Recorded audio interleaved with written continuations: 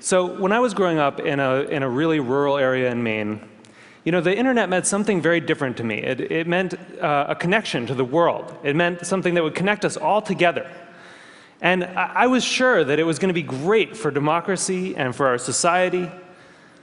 But there's this kind of shift in how information is flowing online. And it's invisible. And if we don't pay attention to it, it could be a real problem. So I first noticed this in a place I spend a lot of time, my Facebook page. I'm progressive politically, big surprise, but I've always gone out of my way to meet conservatives. I like hearing what they're thinking about. I like seeing what they link to. I like learning a thing or two.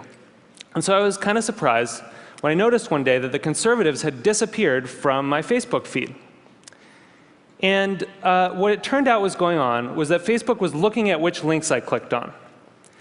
And it was noticing that actually I was clicking more on my liberal friends' links than on my conservative friends' links.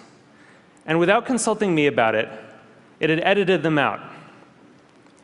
They disappeared. So Facebook isn't the only place that's doing this kind of invisible algorithmic editing of the web. Google's doing it too. If I search for something and you search for something, even right now at the very same time, we may get very different search results. Even if you're logged out, one engineer told me, there are 57 signals that Google looks at. Everything from what kind of computer you're on, to what kind of browser you're using, to where you're located, that it uses to personally tailor your query results. Think about it for a second. There is no standard Google anymore. And the funny thing about this is that it's hard to see. You can't see how different your search results are from anyone else's. But a couple of weeks ago, I asked a bunch of friends to Google Egypt and to send me screenshots of what they got. So here's my friend Scott's screenshot. And here's my friend Daniel's screenshot. When you put them side by side, you don't even have to read the links to see how different these two pages are. But when you do read the links, it's really quite remarkable. Daniel didn't get anything about the protests in Egypt at all in his first page of Google results. Scott's results were full of them. And this was the big story of the day at that time. That's how different these results are becoming. So it's not just Google and Facebook either. This is something that's sweeping the web. There are a whole host of companies that are doing this kind of personalization. Yahoo News, the biggest news site on the internet, is now personalized. Different people get different things.